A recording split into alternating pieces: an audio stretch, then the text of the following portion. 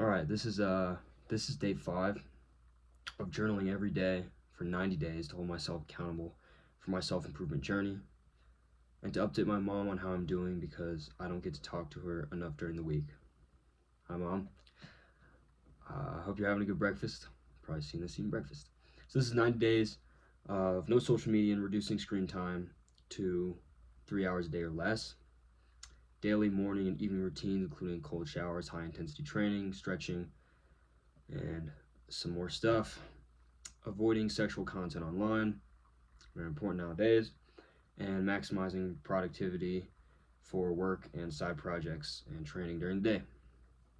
My goal for this is to break habits, observe benefits, all while having a normal schedule instead of a lot of the silly stuff you see online.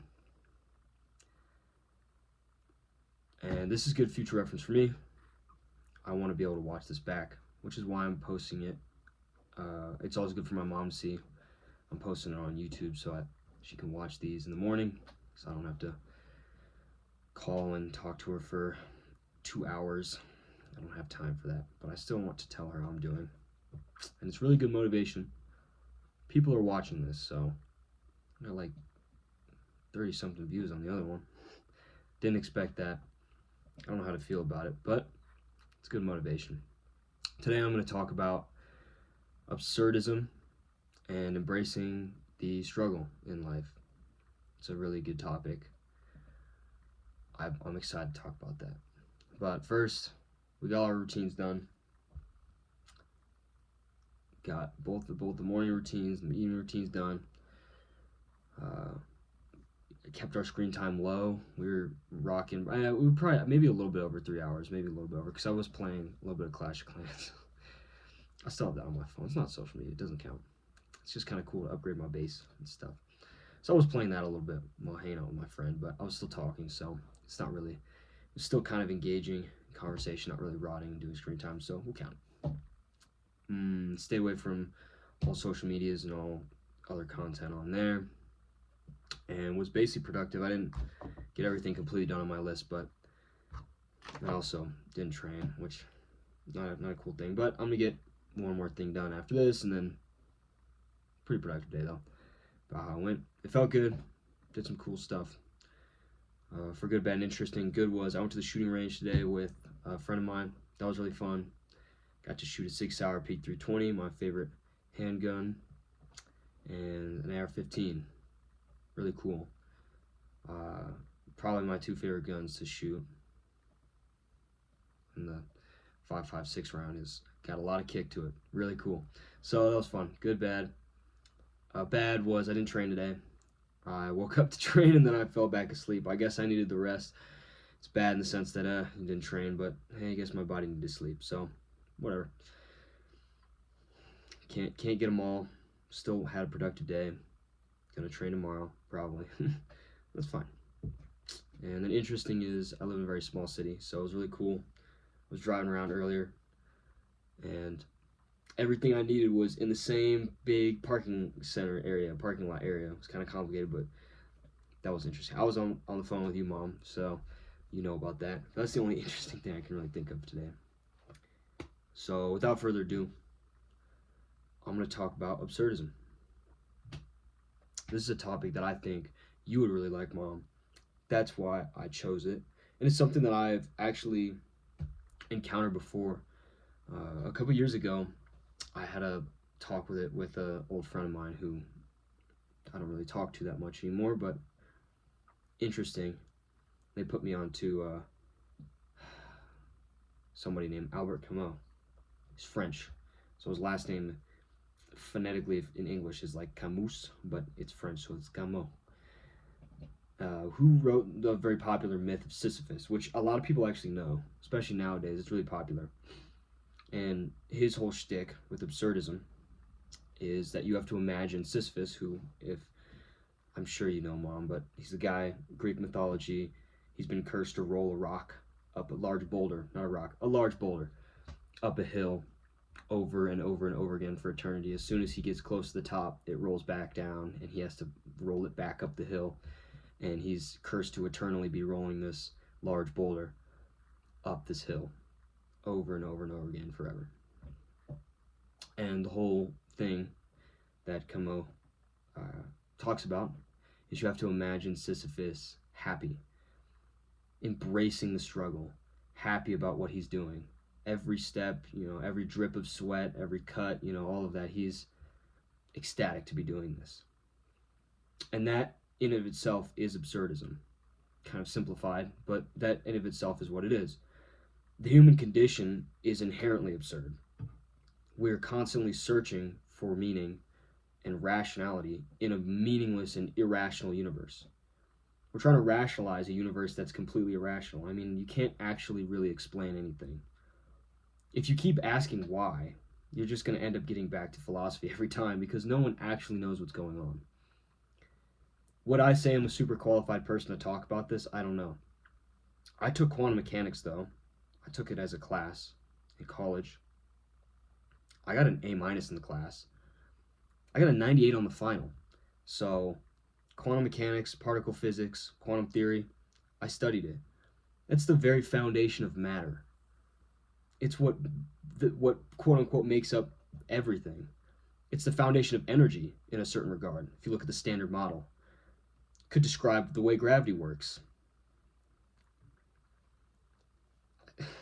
Quantum superposition, string theory, all of these things, just ways to mathematically try and describe and rationalize the universe around us. And if you ask anybody who has studied quantum mechanics or quantum physics, particle theory, any of this, if you ask any of them if they can give you a distinct answer on what's going on, none of them are going to be able to, because it's inherently, the more you learn, the less you know. It's absurd. The universe is inherently absurd, irrational. There are pockets of the universe that might completely change and move differently. I could talk about that for a long time. I'm a big space nerd. But so essentially, it's not all hopeless. We might not be able to rationally understand and rationalize everything, but there is something you can do, is find joy in the struggle of existence itself. And most importantly, live in the moment. If you find inherent joy in that daily moment-to-moment struggle, I mean, sitting there in my morning routines, looking at my cold shower in the morning, that sucks. I'm sitting there thinking, this is the last thing on earth I want to do. Then I have to go train for 2 hours, go wrestle and do jujitsu and fight people. It's exhausting. And I have to stand there and look at the shower, but I have to force myself to sit there and say, thank God I get to have this privilege of being able to see and feel and do all of these things. Sorry, my hands are dirty from shooting the guns earlier, but thank you, Lord, for blessing me with the ability to do this, because that embracing that struggle is what, and living in that moment is what makes you human. And boy, one experiences it. And that itself is meaning. The struggle of existence, the day-to-day, that provides meaning in itself. That's absurdism. And it's different from existentialism and nihilism in a couple of ways. Existentialism is in of itself creating meaning. You have to create meaning in existentialism. An existential thought is that the universe is meaningless, so we ourselves create meaning. And absurdism differentiates from that, saying that itself, that struggle of creating meaning within yourself, is inherently absurd, because you yourself are the universe. Creating meaning within yourself is trying to rationalize an irrational universe. There's no rational way to do that. You can't sit there and say, oh, the meaning of life is this. You can certainly find meaning in things like struggle, but creating meaning within yourself, and I mean, some people say that absurdism is somewhat of a branch of existentialism, but because maybe you are creating meaning, but it's different, because inherently the meaning doesn't come from within, doesn't come from, oh, I'm going to meditate and find meaning. I'm going to sit here and things are going to suck, but I'm okay with it. And then it's not going to suck because I enjoy how it sucks. Everything sucks if you really think about it. Oh, I went to an amusement park today. That was fun. what, people are paying, for that electricity, and that's coming from a coal plant and polluting the environment. You can ruin anything if you give me long enough. I could ruin anything for you. But if you find meaning in struggle, you can't really ruin that. If you're already struggling, you can't really ruin that. I think that's great. So existentialism, a little bit different, I think. And nihilism, it's very different from nihilism. Nihilism is claiming that there's absolutely no meaning, and that is in itself depressing, I think. I'd rather not think like that. Nihilists tend to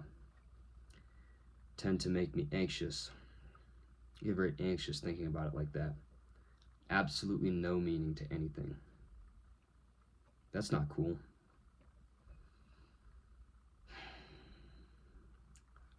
I like to believe that love, if there was meaning in anything, I think love would be the most important thing. The thing with the most meaning in life, especially for the human condition. But in of itself, love is a struggle, which is why that I think the absurdism theme fits. Because what is love without loss? What is love without missing somebody? And what is love without heartache and heartbreak?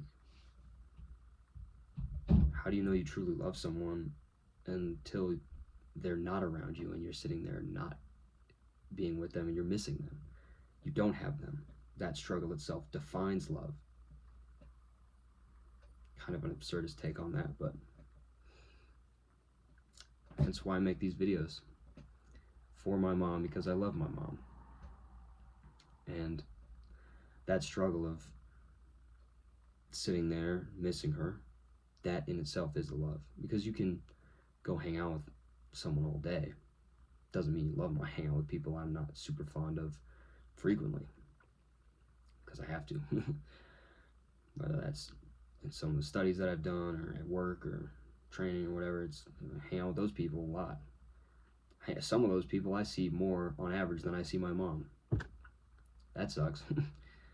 The love is because I sit there and I struggle. I miss her. So there's that absurdist take. I'm rolling that rock up the hill, sitting there and thinking about her. And I love my mom, and that itself is that I find beauty in that struggle. Which is why it's not a terrible thing to be missing somebody. Terrible thing to be a little bit lonely, because that struggle itself is that beauty. I'm sitting here tonight, I'm kind of lonely. I spend almost every night alone, by myself, and it's beautiful. That's when you truly discover who you are. That's when you know who you are and what you're about and what your purpose and meaning is. You can find it through that, and honestly, I don't think I found mine. I think I need to struggle a little bit more, a lot bit more. Hopefully I get to struggle for another 70 plus years. That would be nice.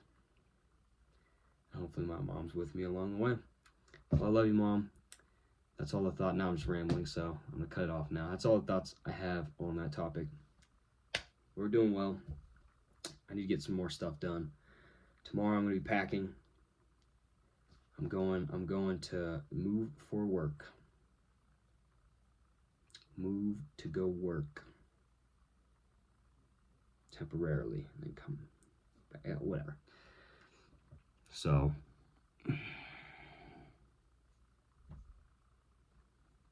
cool chain. I don't know. All right, deuces. Hopefully I'll talk to you soon, Mama. Love you, and I love my 5 now subscribers. Really cool. I don't know if there's like a way to click on the thing and see who each of these people are. I haven't figured that out. So I'm just going to assume it's 5 cool dudes or dudettes. Don't matter. Cool people. Lit. Alright. Toodles. Fuck, turn this off.